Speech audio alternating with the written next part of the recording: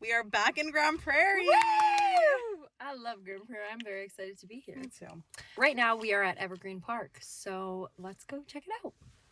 Okay, hi. I'm Kim Randall. I'm the general manager here at Evergreen Park. I've been with the park for 3 years now.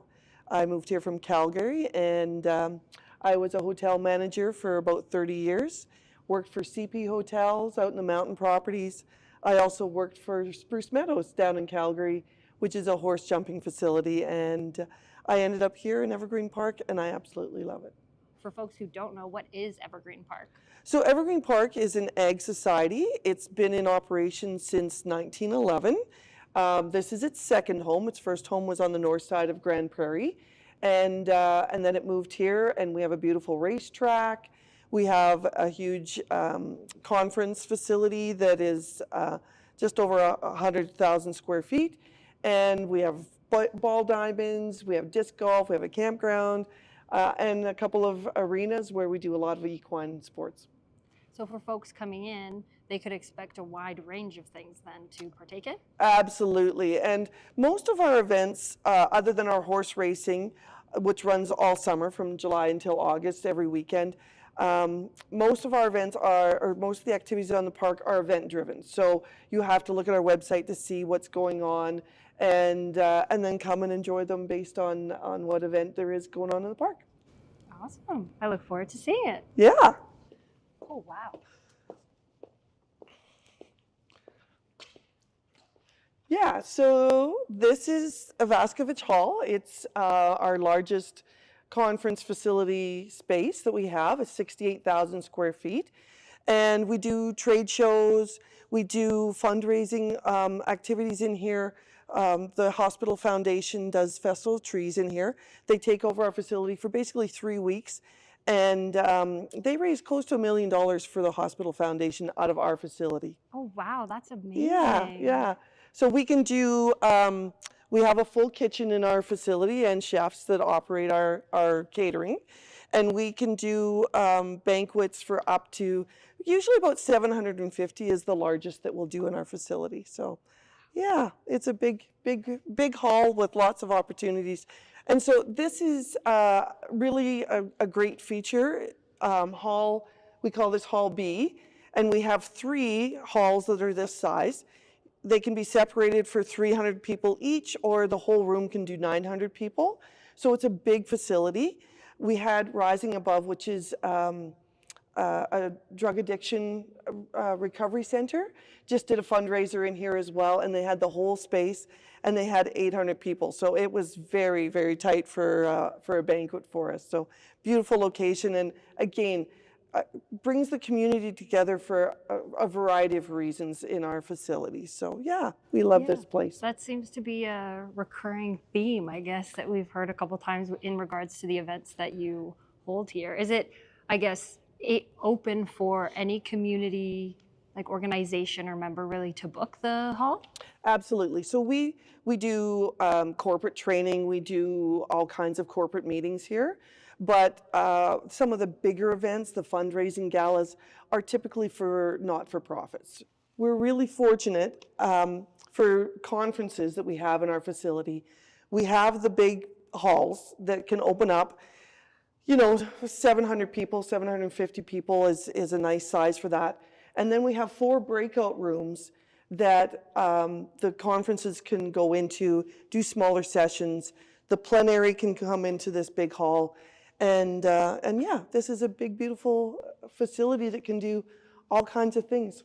It's huge and gorgeous. I feel like it'd be so fun to play hide and seek in here. I know that's definitely not what it's used for, but sometimes I wonder if my staff do that, quite honestly. Where are you, Marco Polo? So fun. Yeah. So this is our what we call the Tara Center, and it's our largest meeting facility space. We do have 2 other banquet facility spaces. One is called Clarkson Hall. We won't go there today, but it can accommodate a banquet for about 300 people. We do a lot of weddings and celebrations of life in that facility. A little smaller, a little more intimate. And then we have a small cabin that people can come and they can actually rent themselves and do cooking in. There's a barbecue there, so it's about for 30 people. So again, we have kind of a variety that we can have people that want to do different activities that they can rent the facility. Yeah, I was gonna say, that sounds like you have something for everyone, really. Well, and we do. We certainly do. Wait till you see the rest of the place. Oh, let's go. Okay. This is the overview of the park. It's quite old, actually, but it gives kind of an idea of what there is at the park, as far as the ball diamonds. The tech center is what we're in right now, Clarkson Hall. And then we're going over to see the racetrack. We have stabling in the back barns, which we also won't see today, that will do up to 800 horses. Oh, Yeah, wow. yeah, we can. And during Stampede, which is our largest equine event or rodeo, we'll have up to 1,000 horses on site between the 2 levels of chuck wagons, all of their outriders, all of the rough stock and everything else. It's about 1,000 horses that will be on the facility. That's crazy. It Oh my is. goodness. It is. And each of those horses would need a rider or individual with them too. So Exactly. a lot of people as well taking Yeah. along to those events. Okay, well, welcome to Gordon Badger Stadium. This is where we do our horse racing in the summer. We have all of our parimutuel stations, but horse racing is a partner with us. We, as an ag society, basically are commissioned to run the races here for Horse Racing Alberta. So they help support the park for our involvement in horse racing. And so we run all of the horses, all the stabling. We put on all of the races, have a race manager that looks after pretty much, well, she looks after everything to do with racing, quite honestly. She's a very bright lady. And we have jockeys that come in from out of the country because, of course, there's not a lot of people locally that want to do jockeying, but we have lots of local trainers, and we'll have about 200 horses on site for our horse racing this summer. Wow. And so does horse racing just run for the span of the summer? It does for us. So we're considered a B track, and there's a second B track in Alberta, which is down in Lethbridge. So all of our horsemen are right now down in Lethbridge, running in the races down there. Then they'll come up here for July and August, and then they'll go end the season down in Lethbridge again for September, October. And then we are doing in June our second annual relay races. So it's an Indigenous weekend celebration. It's all Indigenous crafters. We have Indigenous displays. And then we have the Indian relay races, which are only Indigenous participants that are in that. And if you haven't seen Indian relay races, and yes, I'm supposed to call it Indian relay races because they've asked us to. So just to be clear, this is politically correct.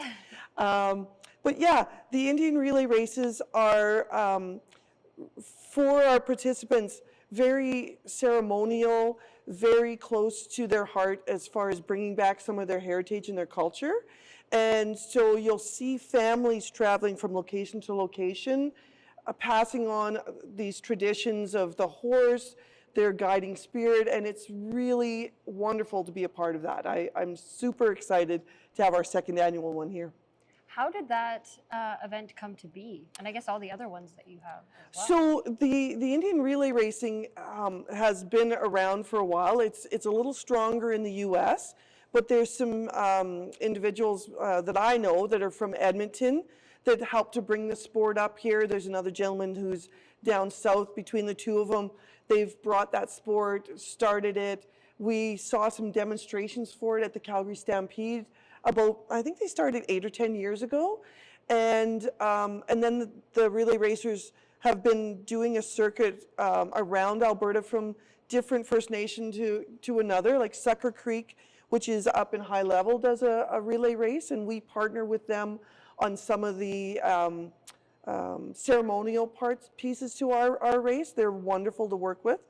And now, through the ag societies, ourselves, Lloydminster and Medicine Hat, have created a little mini circuit, And we're also partnered with the Calgary Stampede, and some of the top riders from our events will be selected to go and participate in the Calgary Stampede. Oh, wow, that's so Yeah, exciting. yeah, so it really is great.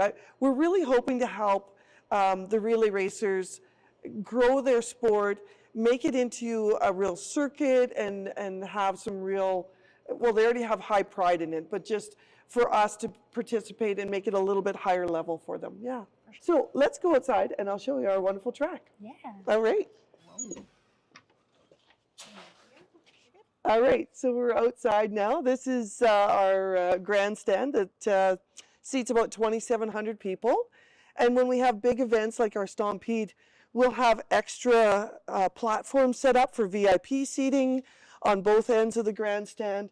That's so exciting. Yeah, I've never seen a yeah. horse race, but now I really want to. Oh, well, if you're from Calgary, right? Edmonton. Oh, you're Edmonton. Well, Century Downs. It's right on your that's doorstep. right. Absolutely. Now that's an A track and we're a B track. So What's the difference? So the difference is just probably a little bit lower quality horses that don't run quite as fast.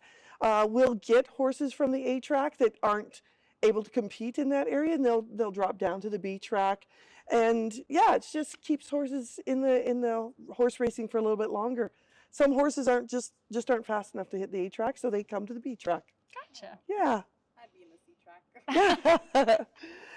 And the nice thing about horse racing and Horse Racing Alberta is these trainers train these horses from foals, right? Like they're supporting breeding horses, bringing some of the best horses into Alberta, and then those horses are put on or raced on the track. They're looked after by our trainers. They're taught how to behave and everything else. And then when their life is done on the track, you'll see them in show jumping, usually in the more junior show jumping fields. You'll see them on the relay race, the Indian relay race tracks, because they'll buy horses off the tracks for Indian relay races. And you'll also see them in chuck wagons.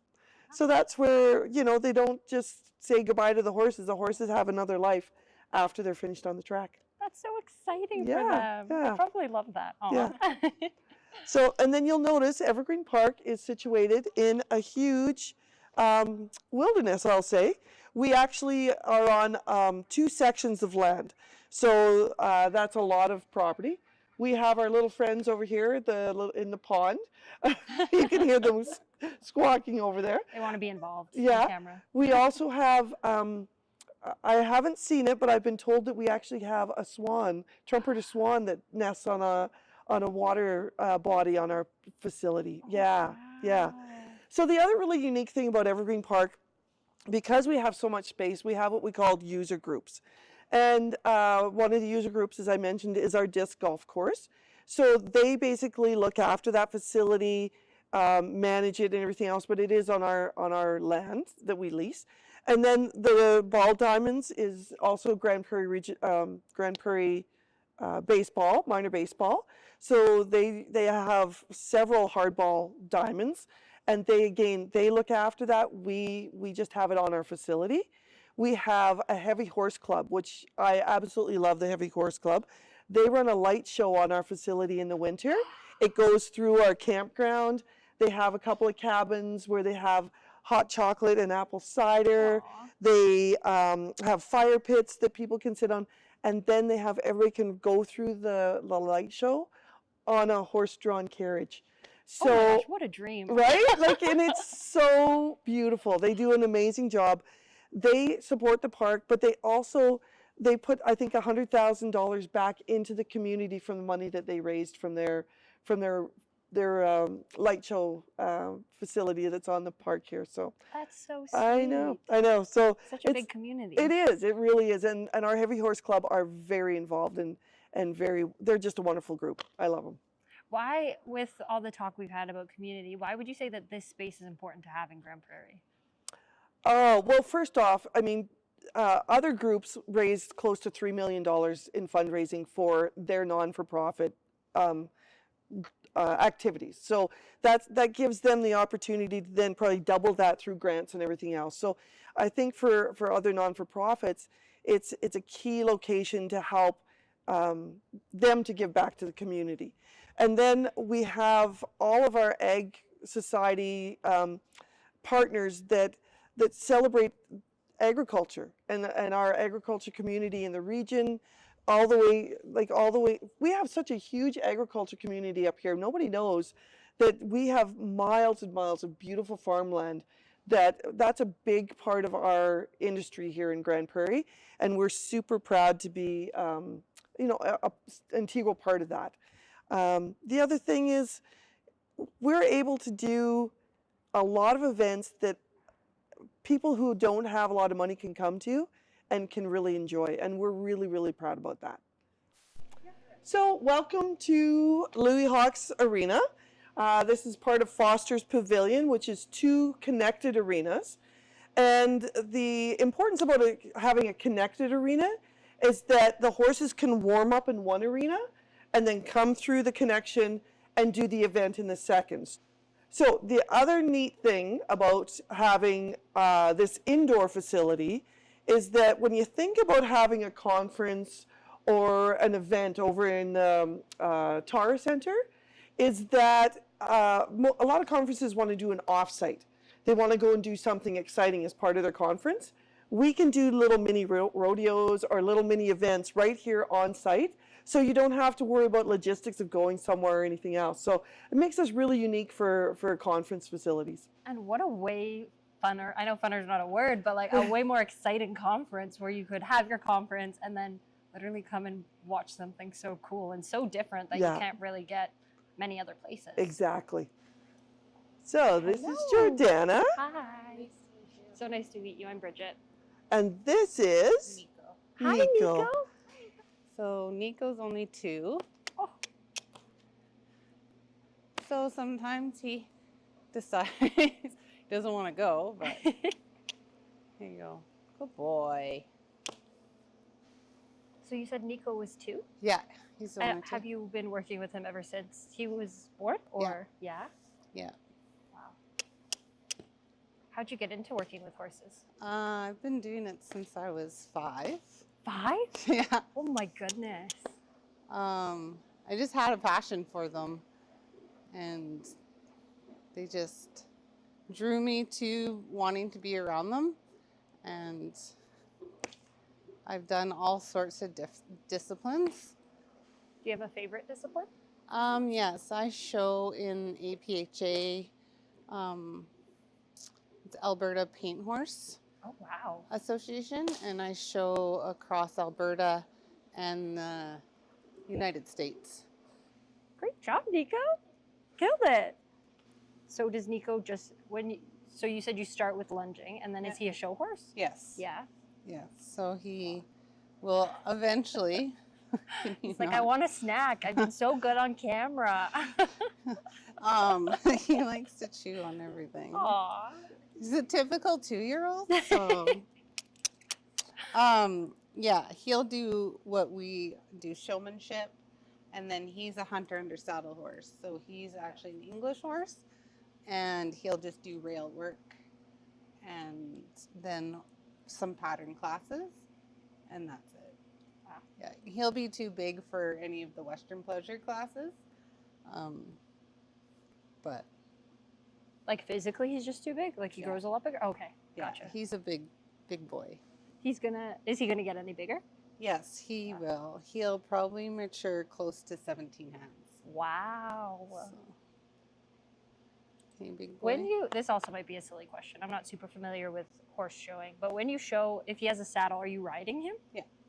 How do you get? Oh, I guess there's the feet thing, right? That Well, you have your over. stirrups, but we always use a mounting block. Oh, okay, gotcha. I was like, oh my Most of goodness, the the time. jump would be crazy. Yeah. You're vertical, insane. Oh, yeah. Oh, well, cool. Thank you. You're very welcome. Thank you so much for showing us the beautiful space, and there's so much more as well, I know. We were talking about a lot of different events and a lot of community initiatives, so all of that being part of your position sounds like a lot of work with, you know, pros and cons. What would you say is the most challenging aspect of the work that you do? So Evergreen Park it's so diverse, as you've seen. I mean, we have this beautiful trade center, we have a campground, we have a racetrack and casino, we have the arenas, We have outdoor arenas. We have user groups that we coordinate with. And I think the fun part and the challenging part is just every day there's something that has to be coordinated and overlapped and multitasked and done. So it's fun but challenging. For sure. Then on the flip side of that, the most rewarding part, what is that for you? I love working with people. I've always loved it.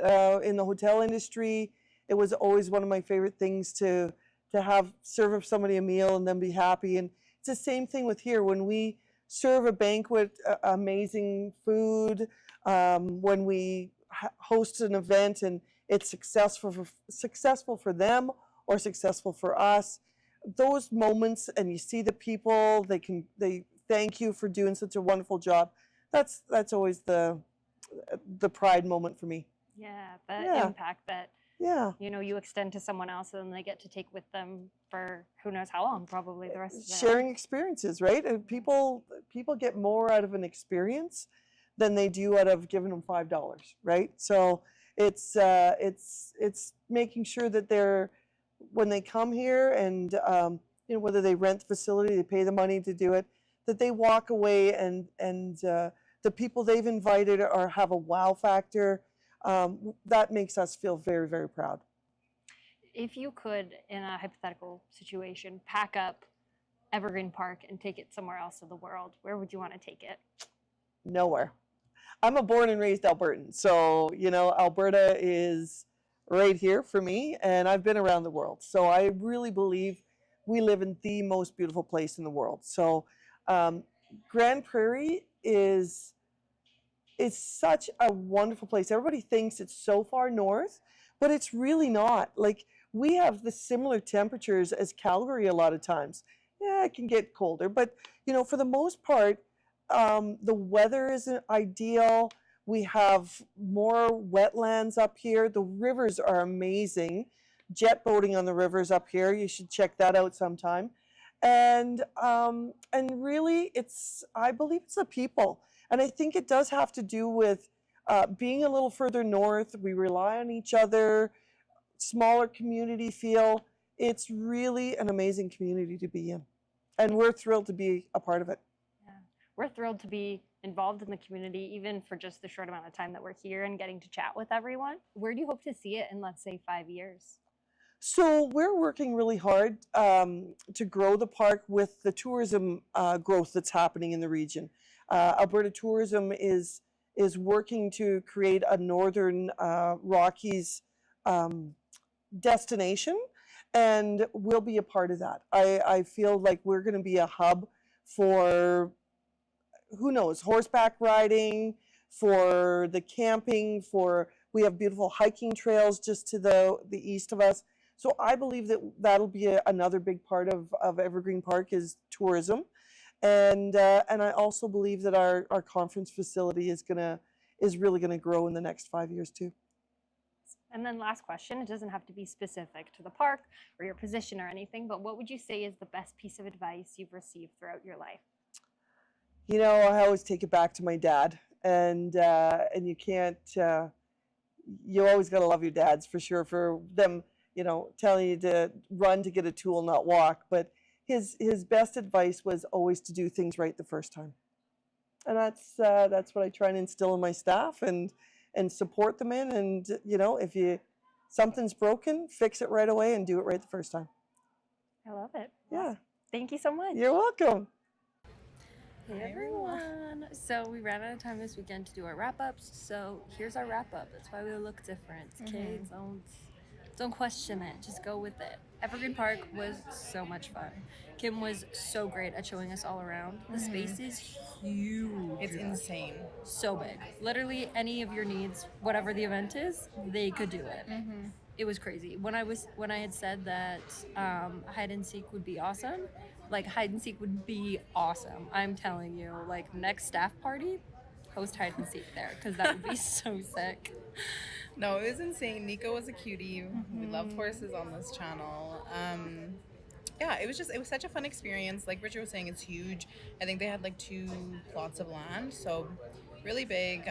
There's like the horse racing you can go and watch. There's like the wiener dog racing, which I That didn't know I about. did That's not so even know fun. that that was a thing. Me Like neither. wiener dog racing, yes please. Like, Dogs I are want to watch so that. cute. No, for real. Dogs and horses, like the best things ever. So Literally so cute, and all the other events that they offer too, and they have like the baseball diamonds and like I think it was disc golf if I'm not mistaken. And like so much involvement with the community, which is amazing and wonderful. We Yeah. love communities and people supporting each other. So yeah, check it out. check it out.